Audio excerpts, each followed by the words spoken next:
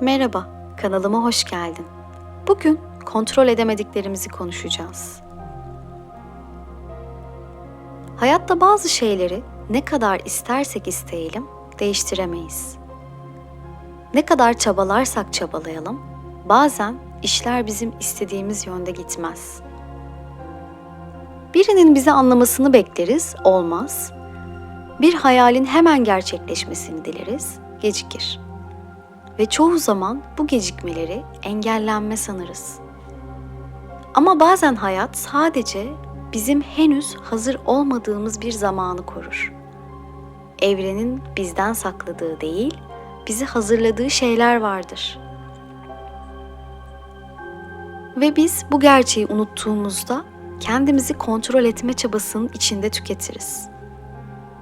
Oysa bazen yapmamız gereken tek şey biraz geri çekilmek ve evrenin işini yapmasına izin vermektir. Stoacılığın en temel öğretisi şudur: seni rahatsız eden şey olan biten değil, senin onun hakkındaki yargındır. Epiktetos. Bu cümle farkındalığın özüdür aslında. Çünkü olayın kendisi değil, o olayı nasıl algıladığımız bizi yorar. Yaşamın her anında iki alan vardır: kontrol edebildiklerimiz ve kontrol edemediklerimiz. Stoacılar der ki, bir insanın gücü dikkatini sadece kendi eylemlerine yönlendirmesindedir. Yani dışarıdaki fırtınayı durduramazsın. Ama gemini nasıl yöneteceğini kendin seçebilirsin. Marcus Aurelius'un bir sözü var: dalganın seni savurmasına izin verme. Çünkü sen o dalganın değil, kendi geminin kaptanısın. Biz çoğu zaman dalgaya kızarız. Rüzgara, yağmura, hatta bazen denize. Ama asıl mesele o fırtınanın içindeki yön duygusunu kaybetmemektir. Bu bilgelik tasavvufta tevekkül olarak geçer. Yani sonucu Allah'a bırakmak ama çabayı bırakmadan. Sufi bilgelikte şöyle denir: sen tohumu toprağa atarsın ama filiz vermesini yağmur belirler. Yani insan çabasıyla sınanır ama teslimiyetiyle büyür. Mevlana'nın şu sözü Stoacı anlayışıyla neredeyse aynı kapıya çıkar: teslimiyet tembellik değildir. Teslimiyet elinden geleni yaptıktan sonra kalbin huzur bulmasıdır der.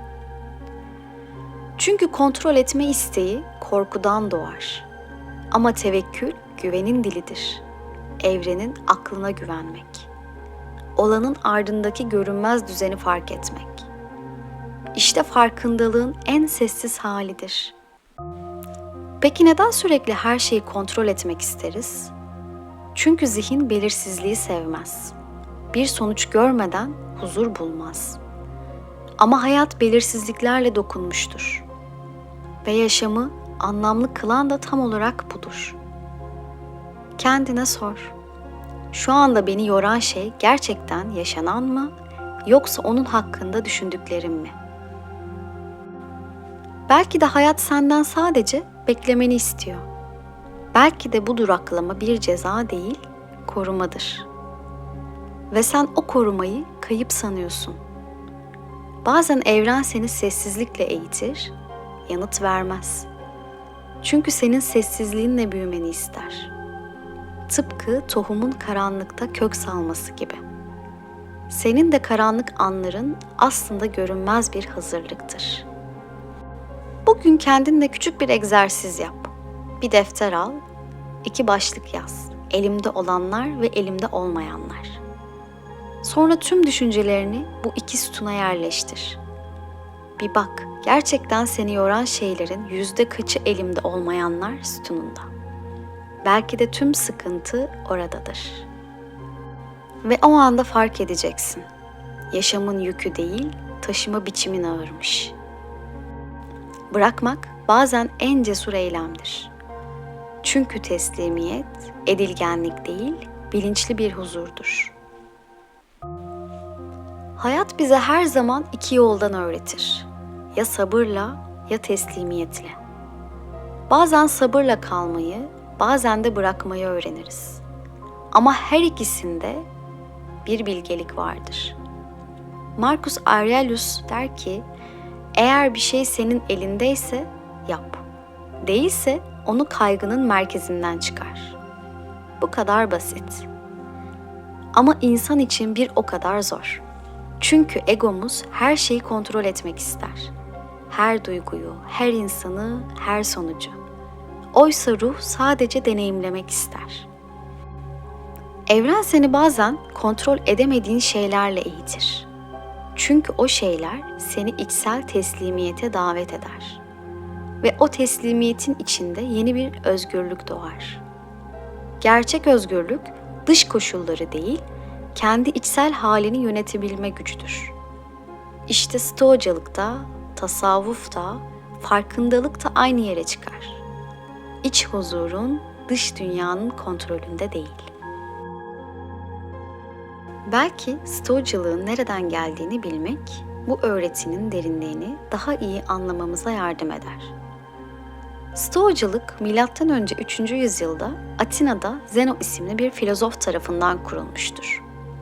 Ama onu dünyaya tanıtan asıl isimler Epiktetos, Seneca ve Marcus Aurelius'tur. Epiktetos bir köleydi, özgür doğmamıştı. Ama zihninde öyle bir özgürlük inşa etti ki binlerce yıl sonra bile insanlar onun sözleriyle nefes alıyor. Seneca Roma'dan zengin ve etkili bir filozoftu. Gücün içinde bile sade yaşamayı öğütledi. Marcus Aurelius bir imparatordu, Roma İmparatorluğu'nun başındaydı. Ama en büyük savaşını kendi egosuyla verdi. Bu üç insan aynı gerçeği yaşadı, kontrol dışı olan şeyler değişir. Ama insanın iç dünyası, iradesi, düşüncesi kalır. Ve bu yüzden Stoacılar şöyle der: İnsanın gücü, düşüncesini yönlendirme gücüdür. İşte bu modern psikolojinin temellerinden biri olmuştur. Bugün bilişsel terapi dediğimiz şeyin kökleri bile Stoacılara dayanır. Çünkü onlar da şunu fark etmişti: bir olay seni değil, o olaya verdiğin anlam seni etkiler. Zihnimiz sürekli bir şeyleri düzeltmek, çözmek, hızlandırmak ister. Ama farkında olmadan o çabayla kendi iç huzurumuzu bozarız. Marcus Aurelius bir gün şöyle yazar: Evrenin akışını kendi elinle düzeltmeye çalışma. Çünkü sen zaten onun bir parçasısın. Ne kadar sade ama ne kadar derin bir cümle. Bazen hayatın önünde durmamak gerekir. Çünkü akış senden daha bilgedir. Bir kapının kapanması senin başka bir yöne yönelmen içindir. Bir insanın gitmesi senin kendine dönmen içindir. Tasavvufta bu tevhid bilinci olarak anlatılır. Her şey bir bütündür ve her şey o bütünün seni eğiten bir parçasıdır. Yani kontrol edemediğin şeyleri kızmak yerine bu bana ne öğretmek istiyor diye sormayı dene. İşte farkındalık tam olarak burada başlar. Stoacılığı hayatına uyarlamak aslında çok basittir. Birkaç küçük farkındalık egzersiziyle başlayabilirsin. Güne başlarken kendine sor: bugün hangi duygularımı kontrol edebilirim, hangilerini edemem? Bu soruyla başlamak seni merkezde tutar. Marcus Aurelius her akşam günlüğüne yazardı. Kendine şu soruları sor: bugün hangi olaylar kontrolüm dışındaydı? Ben nasıl tepki verdim? Daha dingin nasıl olabilirim? Dışsal olay, içsel tepki farkındalığı. Bir şey seni rahatsız ettiğinde hemen konuşma. Hemen karar verme. Kendine 10 saniye ver ve sor: bu durumun içinde neye dokunduğunu görebiliyor muyum?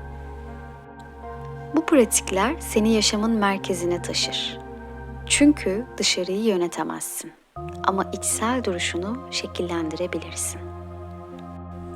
Bir gün her şeyi kontrol etmeye çalışmaktan vazgeçtiğinde hayatın aslında senin yanında olduğunu fark edeceksin. evren seni tüketmek için değil, sadece yönünü göstermek için olayları getiriyor. Belki de o kapının kapanması senin başka bir kapının önüne yönelmen içindi. Ve belki o anda kontrol etmeyi bıraktığında ilk defa gerçekten yaşıyorsun. Eğer bu konuşma kalbinde bir yankı bıraktıysa, eğer sen de artık kendi iç huzurunu korumayı, kontrol edemediğin şeyleri fark ederek yaşamayı seçiyorsan, Farkındalık Notları kanalıma abone olmayı unutma lütfen. Birlikte her bölümde biraz daha derinleşelim, biraz daha sadeleşelim ve hatırlayalım. Hayatı değiştiremeyiz belki ama kendimizi anlayarak hayatın anlamını değiştirebiliriz. Sevgiyle kalın.